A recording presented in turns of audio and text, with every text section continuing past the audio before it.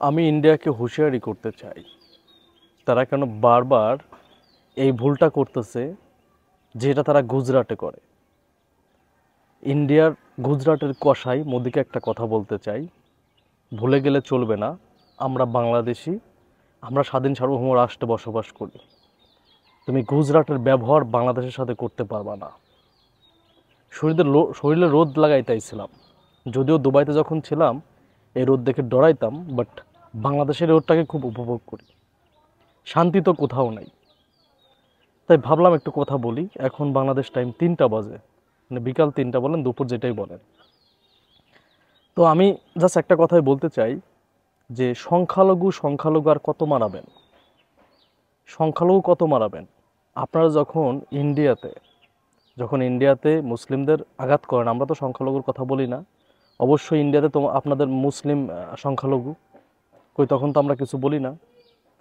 সংখ্যালঘু যখন বলেন, তাহলে বিএনপিতে যারা হিন্দু আছে তাদেরকে যখন আওয়ামী লীগ হামলা করছিল তখন কেন কথা বলেন নাই?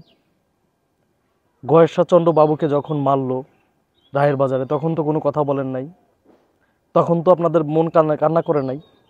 কই তখন তো গয়েশ্বরচন্দ্র বাবুকে নিয়ে কোনো বিবৃতি দেন নাই পররাষ্ট্র মন্ত্রণালয় থেকে। গয়েশ্বরচন্দ্র বাবুর, তারপর নিপুণ রায় চৌধুরী, তাকে যখন মারা হয়, কই রক্তাক্ত করা হয়, তখন তো কোনো কথা বলতে দেখি নাই। ও, সংখ্যালঘু শুধু যারা আওয়ামী লীগের পক্ষে কথা বলবে তারাই সংখ্যালঘু? নিপুণ রায়, বাবু গয়েশ্বরচন্দ্র, এরা এরা সংখ্যালঘু না? এরা হিন্দু না? হ্যাঁ?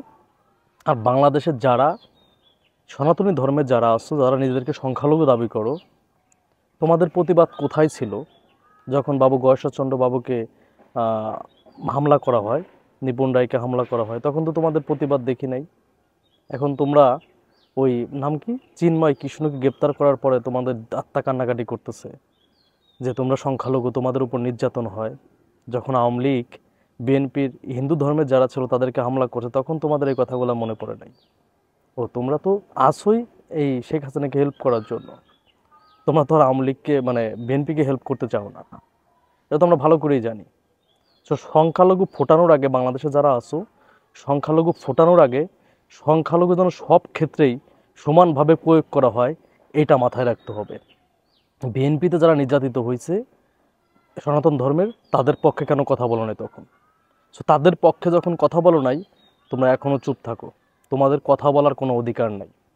কারণ তোমরা সংখ্যালঘু শব্দটা শুধু আওয়ামী লীগের ক্ষেত্রেই, আওয়ামী লীগের পক্ষেই ব্যবহার করতে চাও, এটা বাংলাদেশে হবে না। তোমরা যদি সংখ্যালঘুদের অধিকারই চাও, তাহলে অবশ্যই বিএনপিতে যারা নির্যাতিত হয়েছে, আওয়ামী লীগ যাদেরকে নির্যাতন করছে, তাদের পক্ষে কথা বলতে হবে। নিপুণ রায়কে যখন মারা হয়েছে রাস্তায় ফেলে, রায়ের বাজারে বাবু গয়েশ্বরচন্দ্র বাবুকে যখন মারা হয়েছে, তখন তোমরা একটা পোস্ট করো নাই, একটা মিছিলও করো নাই, কিচ্ছু করো নাই। আর এখন তোমরা আইছো সংখ্যালঘু ফোটাইতে। সংখ্যালঘু ফোটাবো না সব জায়গায়।